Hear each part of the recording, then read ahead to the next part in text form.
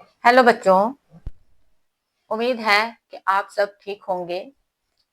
तो पहले जैसे कि आप जानते हो कि पहले वीडियो में हमने हमारे 12वीं क्लास का सिलेबस डिस्कस किया था। ठीक है, अब उसी के नेक्स्ट टॉपिक है आपका। सबसे पहले तो हम अपना सिलेबस स्टार्ट करने वाले हैं। तो उसमें जो फर्स्ट चैप्टर है आपका कंप्यूटर नेटवर्किंग, हम उससे आपका सिलेबस स्टार्ट करेंगे। ठीक है, सिलेबस को स्टार्ट करने से पहले कुछ बच्चों का मुझे मैसेज आया था कि मैम क्या सिलेबस चेंज हुआ है, जो आपने चैप्टर्स बताए हैं वही हैं। तो मैं आपको उसका आंसर दे देती हूँ कि हाँ, सिलेबस आपका बिल्कुल भी वही है। आपका सिलेबस बिल्कुल भी चेंज नहीं हुआ है। और आज मैं आपके लिए आपकी टेक्स्ट बुक लाई हूँ। जो आपने टेक्स्ट बुक को रेफर करना है वो ये वाली टेक्स्ट बुक है आपकी, इंफॉर्मेशन प्रैक्टिसेस की। ठीक है, ये देख लीजिए, ये एक अंकल जी बने हुए हैं। और इंफॉर्मेशन प्रैक्टिसेस, सुमित संगीता सरदाना, सुनील मल्होत्रा। ठीक है, ये कल्याणी पब्लिकेशन की बुक है। ठीक है, अब मैं यहाँ पे बता दूं कि जब आप इस बुक को खोलेंगे तो ये आपका कंटेंट्स यहाँ पे दिए हुए हैं। ठीक है, कंटेंट्स जो है आपके यहाँ पे दिए हुए हैं, आप देख सकते हो। Computer networks, internet and world wide web, cyber crimes, information technology act and cyber crimes, fundamentals of DBMS, structured query language, SQL functions, the revision of decisional looping structures, list in Python, dictionaries in Python और introduction to pandas। ठीक है, उसके बाद फिर practicals है आपके Python के। ठीक है, ठीक है। तो मुझे उम्मीद है कि आपको पता चल गया होगा कि आपका सिलेबस जो है, जो पिछले साल वाला सिलेबस है वही है। कुछ सब्जेक्ट्स का सिलेबस चेंज हुआ है, लेकिन आपका आईपी का सिलेबस कुछ चेंज हुए भी 2 ही साल हुए हैं, तो आपका सिलेबस अभी सेम ही है। ठीक है, तो सबसे पहले हम स्टार्ट करने वाले हैं आपका फर्स्ट चैप्टर, जिसका नाम है कंप्यूटर नेटवर्किंग। ठीक है, कंप्यूटर नेटवर्क्स। तो इसका फर्स्ट क्वेश्चन है, what do you mean by network. ठीक है, ये मैंने नोट्स आपको शेयर किए हुए हैं आपके ग्रुप में, इसकी पीडीएफ भी डाली हुई है, तो आप इसके वहां से भी रेफर कर सकते हो। ठीक है, तो सबसे पहला क्वेश्चन है आपका कि नेटवर्क होता क्या है। आप में से आपको मैं बता दूं नेटवर्क क्या होता है। Network is a system in which computers are connected to share information and resources. तो नेटवर्क क्या है? नेटवर्क एक ऐसा सिस्टम है कंप्यूटर्स का। ठीक है, कंप्यूटर्स का सिस्टम है जो क्या करता है कि कंप्यूटर्स को आपस में जोड़ता है। किस लिए जोड़ता है? ताकि हम इंफॉर्मेशन और रिसोर्सेज को शेयर कर सकें। ठीक है, रिसोर्सेज को शेयर करने का मतलब हो गया कि जैसे कि मैं आपको एक एग्जांपल दे दूं कि हमने 5-6 कंप्यूटर, हमारे जैसे आप देख सकते हो कि हमारी लैब में हमने 5-6 कंप्यूटर्स रखे हैं। तो अगर हमने प्रिंटर यूज करना है, तो अगर हम हर एक कंप्यूटर के साथ एक एक प्रिंटर लगाएंगे, तो एक प्रिंटर की कीमत अगर 40,000 है, तो 10 कंप्यूटर्स की कीमत हो जाएगी 14,000 लाख। ठीक है ना, 1,40,000 हो जाएगी। तो वो 1,40,000 को ना खर्च करके हम 1,14,000 को ही यूज करके और उनको आपस में कंप्यूटर्स को कनेक्ट कर लें, उनको आपस में उनकी नेटवर्किंग कर लें, शेयरिंग कर लें, तो हम उसमें जो है अपनी कॉस्ट को भी बचा सकते हैं, स्पेस को भी बचा सकते हैं। क्योंकि अगर हमें हर कंप्यूटर के साथ एक प्रिंटर अलग से रखना पड़ेगा, तो हमें उतनी स्पेस भी चाहिए। ठीक है, तो उससे क्या होगा कि हम अपने अगर कंप्यूटर्स को आपस में कनेक्ट कर देंगे और एक ही प्रिंटर होगा, तो हमें जिस कंप्यूटर से प्रिंट निकालना है आप आसानी से प्रिंट निकाल सकते हैं। ठीक है, तो इसलिए कंप्यूटर्स नेटवर्किंग जो है उसमें क्या होता है कि एक सिस्टम है जिसमें कंप्यूटर्स जो है कनेक्ट किए जाते हैं टू शेयर इंफॉर्मेशन, ताकि इंफॉर्मेशन शेयर की जा सके और जो रिसोर्सेज है उनको भी शेयर किया जा सके। ठीक है, नेक्स्ट क्वेश्चन है इसमें, what are the benefits of computer networking. ठीक है, बेनिफिट्स क्या है कंप्यूटर नेटवर्किंग के। सबसे पहले तो बेनिफिट्स की बात जब करते हैं, तो networking is very useful in communication. Communication का मतलब हो गया कि आपस में बातचीत करनी है, हमने आपस में संचार करना है। ठीक है, अगर हमने यहाँ से दिल्ली बात करनी है, यहाँ से अमेरिका से बात करनी है, अमेरिका में बात करनी है, तो बहुत खर्चा आता है। ठीक है, अगर हम नेटवर्किंग के जरिए करेंगे तो हमारा खर्चा कम हो जाता है। ठीक है, इट्स इंस्टॉलेशन कॉस्ट में बी हाई, जो अगर हमने कंप्यूटर नेटवर्किंग करनी है उसकी इंस्टॉलेशन कॉस्ट हाई हो सकती है, क्योंकि वन टाइम कॉस्ट है वो। आपने एक बार इंस्टॉल कर दिया तो उसके बाद आपको जरूरत नहीं है उनको इंस्टॉल करने की, ठीक है, बार बार उनको इंस्टॉल करने की हमें जरूरत नहीं है। लेकिन overall it gives ultimated unlimited benefits, लेकिन और ओवरऑल जो है वो हमें बहुत सारे ये बेनिफिट्स देता है, ठीक है। अब इसके बेनिफिट्स की बात करें कि पहले आ गया प्रोग्राम सिक्योरिटी, नंबर 2 आ गया shared use of hardware, number 3 आ गया शेयर्ड फाइल्स, नंबर 4 आ गया reduced need for storage media, ठीक है। सबसे पहले प्रोग्राम सिक्योरिटी की बात करेंगे तो networking provides facility for storing programs and software in read only mode on the server. अब यहाँ पर जब हम नेटवर्किंग करते हैं तो नेटवर्किंग में क्या होता है कि एक सर्वर होता है जो मेन आपका एक कंप्यूटर होता है, ठीक है। तो बाकी फाइल्स होंगी, बाकी जो कंप्यूटर्स होंगे वो आपके होस्ट होंगे, ठीक है। एक सर्वर होगा, सर्वर ने क्या करना है, आपको सारी जो भी आपकी बाकी कंप्यूटर्स की नीड्स हैं वो ही पूरी करके देगा। मान लीजिए कि हम एक पिकनिक पे जाते हैं, हमने 5-6 बच्चे 5-6 बच्चों ने एक ग्रुप बना लिया, उन बच्चों ने ग्रुप बना लिया तो उन्होंने एक बच्चे को अपना हेड बना लिया, जितने भी पैसे हैं जो भी रिसोर्सेज हैं सब कुछ आपने उसको दे दिया कि हमने तेरे से ही सब कुछ लेना है। तो जब आप पिकनिक पे जाओगे तो अब उसको जिस आपने पैसे दे दिए हैं उसका काम है सब काम करना। आपने उसको बोला हमें चिप्स खाने हैं, वो आपको चिप्स ला के देगा, आपने उसको बोला हमें खाना खाना है, वो आपके लिए खाना प्रोवाइड करेगा। तो वो सारी चीजें उसने ही प्रोवाइड करनी है, वही काम एक सर्वर कंप्यूटर्स में करता है, ठीक है। तो वहां पे जितने भी सॉफ्टवेयर और प्रोग्राम्स होते हैं वो सर्वर के पास रहते हैं और वो बाकियों को सिर्फ रीड ओनली मोड पे देता है। रीड ओनली मोड हो गया कि आप उसमें दूसरा बंदा जो है वो चेंजेस नहीं कर सकता। तो इसका मतलब क्या है कि प्रोग्राम्स की सिक्योरिटी बढ़ जाती है, ठीक है। It prevents unauthorized access. Unauthorized access का मतलब हो गया कि जिसके पास अधिकार नहीं है उस फाइल को चलाने का, वो उस फाइल को नहीं चला पाएगा, ठीक है।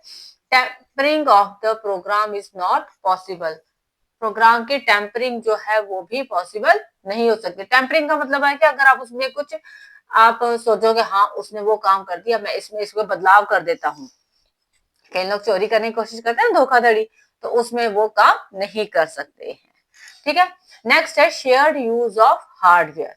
अब जो हार्डवेयर है उसका यूज कैसे होगा। हार्डवेयर क्या होता है, जो फिजिकल कंपोनेंट्स होते हैं, आपने 11th में पढ़ा था, एक हार्डवेयर कंप्यूटर के दो कंपोनेंट्स होते हैं, एक हार्डवेयर होता है और एक सॉफ्टवेयर होता है। जो हार्डवेयर है वो फिजिकल कंपोनेंट्स हैं, ठीक है।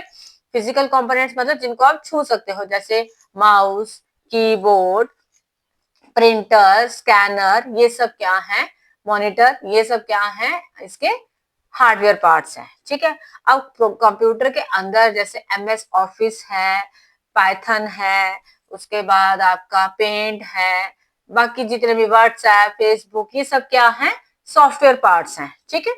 तो शेयर्ड यूज ऑफ हार्डवेयर यहाँ पे होता है। Same hardware is used for running several programmes.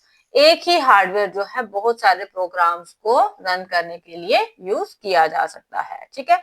अभी जैसे मैंने आपको प्रिंटर की एग्जांपल दी थी, तो यहाँ पर भी a single printer can be connected through multiple computers. Multiple computers मतलब बहुत सारे कंप्यूटर्स के साथ एक सिंगल प्रिंटर को यूज किया जा सकता है, ठीक है। उसके बाद आ गया शेयर्ड फाइल्स।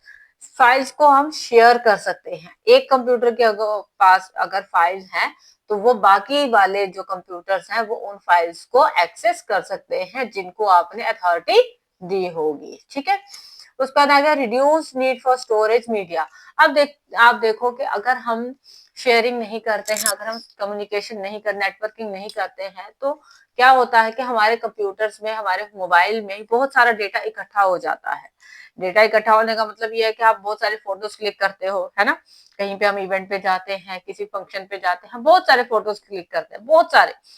अब वो फोटोज क्या करती हैं, कुछ ना कुछ मेमोरी जो है वो स्टोरेज स्टोर करती हैं, जगह घेरती हैं आपके कंप्यूटर की या अपने मोबाइल की मेमोरी की। अब पहले क्या होता था, पहले तो हम ऐसे फोटो खींचते थे, हमारे पास एक कैमरा रोल होता था जिसमें सिर्फ 36 फोटोग्राफ्स ही खींचे जाते थे और वो हम बड़े ध्यान से ऐसे खींचते थे, क्लिक करते थे फोटो, कि फोटो कहीं खराब ना हो जाए। लेकिन अब क्या है, अब हमारे मोबाइल में हमें पता ही नहीं है कि कितने फोटोज, इतने बेकार फोटोज पड़े होते हैं जो हमें जरूरत ही नहीं है जिनकी, लेकिन फिर भी हमने वो फोटोज रखे हैं। तो उनकी वजह से क्या होता है कि हमारे मोबाइल में बहुत सारे फोटोज, हमारा डेटा जो है, हमारे स्टोरेज भरती जाती है। हम बहुत सारे सॉफ्टवेयर एप्लीकेशंस जो है डाउनलोड करते हैं, जिस वजह से हमारा जो मोबाइल में हमारी स्टोरेज बढ़ती जाती है और स्टोरेज डेटा ज्यादा होता जाता है, स्टोरेज कम होती जाती है। लेकिन अगर हम नेटवर्किंग करते हैं तो उसमें क्या होता है कि हमारा स्टोरेज मीडिया जो है हम क्लाउड में स्टोर कर लेते हैं, तो और जाके जो है वहां पर एक जगह पर ही सर्व स्टोरेज हो जाता है। Since all the work from the local nodes is stored on the server, क्योंकि जितना भी कंप्यूटर, लोकल कंप्यूटर पे नोट्स जो काम करती हैं वो सर्वर पे स्टोर होता है, ठीक है। Therefore, there is hardly any need of storage devices like floppy drive, hard disk or CD or DVD drive on the local nodes. Local nodes का मतलब अगर मैं आपको यहाँ पर एक डायग्राम बना के समझाऊं तो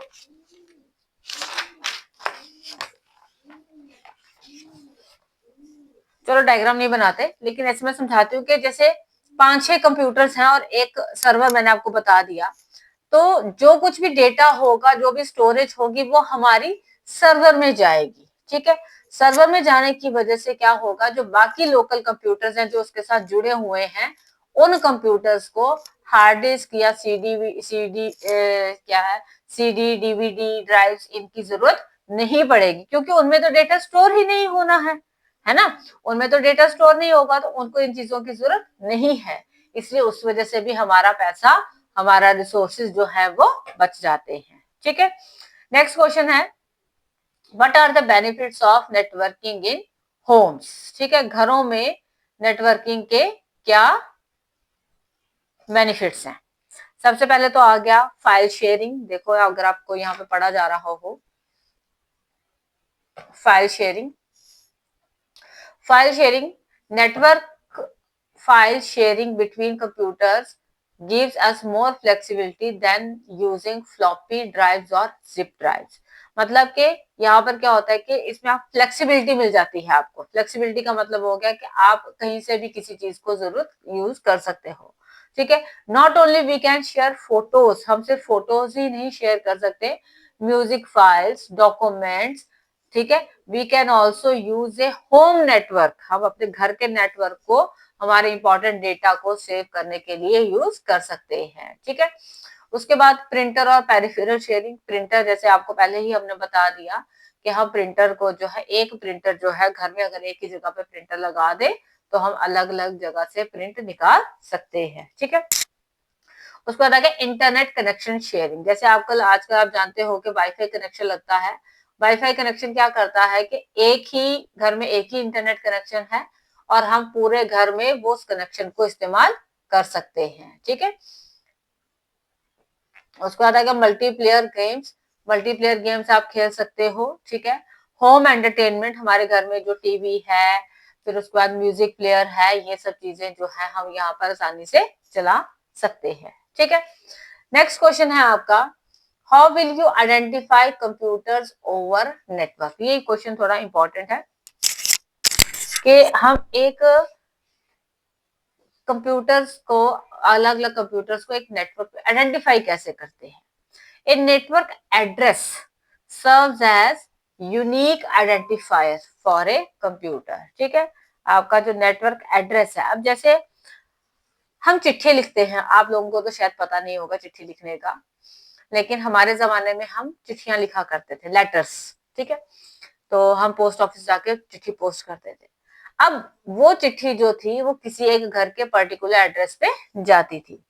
वहां पर क्या होता था, घर का एड्रेस जो था वो एक पिन कोड होता था, जैसे हाउस नंबर इतना, सेक्टर इतना, एरिया वो, और पिन कोड, हर एक एरिया का अपना एक पिन कोड होता है, पोस्टल इंडेक्स नंबर जिसको हम कहते हैं।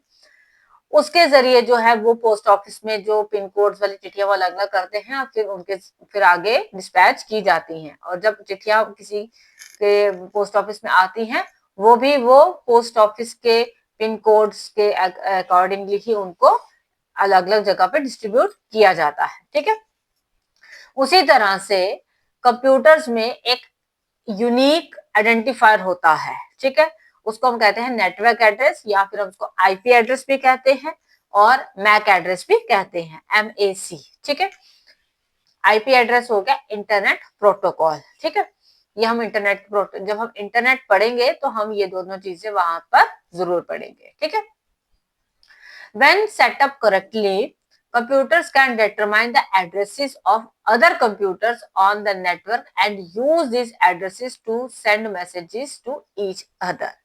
जब आप सही से उनको सेटअप कर लेते हो, जैसे हम ब्लूटूथ करते हैं, है ना, हम अपने फोन से ब्लूटूथ ऑन करते हैं और जो दूसरा ब्लूटूथ डिवाइस जिसके साथ आपने उसको कनेक्ट करना है, आप उसको उसके साथ कनेक्ट करते हो तो वहां पर उसका ब्लूटूथ डिवाइस का नाम देखते हो, फिर आप पेयरिंग करते हो, है ना।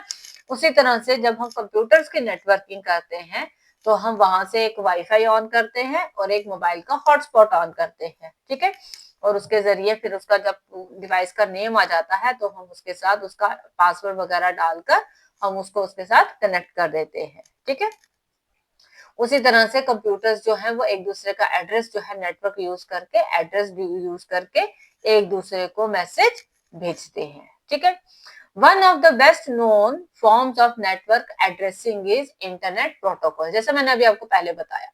ठीक है, जो बेस्ट यूजिंग वो है, पहला क्या है, जो बेस्ट यूजिंग वो है ये इंटरनेट प्रोटोकॉल। ठीक है, आईपी एड्रेस जिसको आप कहते हो। ठीक है, IP address it consist of 4 bytes, इसके पास 4 बाइट्स होते हैं। ठीक है, that uniquely all computers on the public and internet, वो सब जो इतने भी आपके इसके 32 बाइट्स का एड्रेस होता है। ठीक है, और ये जो है सब जगह पर सारे कंप्यूटर्स में पब्लिक जहां पर होंगे वहां पर आपको मिलेगा। और अगर हम इस पे चाहें कि अगर हम इंटरनेट के जरिए चोरी करना चाहते हैं तो हम चोरी नहीं कर सकते, क्योंकि ये एक आईपी एड्रेस होता है, ये एक हर कंप्यूटर का अपना एक यूनिक एड्रेस होता है। ठीक है, ये किसी और दूसरे को नहीं मिलता है। दूसरा है another popular form of address is media access control MAC address, जिसको हम मैक एड्रेस भी कहते हैं, मीडिया एक्सेस कंट्रोल। ठीक है, वो 4 बाइट्स का था तो ये 6 बाइट्स यानी कि 48 बिट्स का है। ठीक है, that manufacturers of network adapters burn into their products to uniquely identify them। ये जो मैक एड्रेस है ये जो मैन्युफैक्चरर्स होते हैं, यानी कि जिसने वो नेटवर्क अडाप्टर बनाया है, नेटवर्क अडाप्टर हो गया जिसके जरिए आप नेटवर्क यूज करने वाले हो। ठीक है, वो क्या करते हैं, उन्होंने प्रोडक्ट के अंदर ही उसको जोड़ दिया है, बना दिया है, लिख दिया है। ठीक है, लिख दिया है ताकि उसको यूनिकली आइडेंटिफाई किया जा सके। ठीक है, तो उम्मीद है कि आपको ये 4 क्वेश्चंस जो हैं वो समझ आ गए होंगे। अगर इन क्वेश्चन से रिलेटेड कोई आपको परेशानी है तो आप मुझे पूछ सकते हैं। ठीक है, मैं इस वीडियो का लिंक जो है आपके ग्रुप में शेयर कर दूंगी, आप लोग इस वीडियो को ध्यान से देख लीजिएगा, सुन लीजिएगा। ठीक है, और इसमें ये क्वेश्चंस आप साथ साथ लर्न कीजिए ताकि आपके एग्जाम में आपको आसानी रहे। ठीक है, तो अगले वीडियो के लिए वेट कीजिए। ठीक है, पहले इस वीडियो को देख लीजिए और मैं कल दूसरे वीडियो आगे के क्वेश्चंस जो हैं वो आपके वीडियो बना दूंगी। ठीक है, थैंक यू सो मच।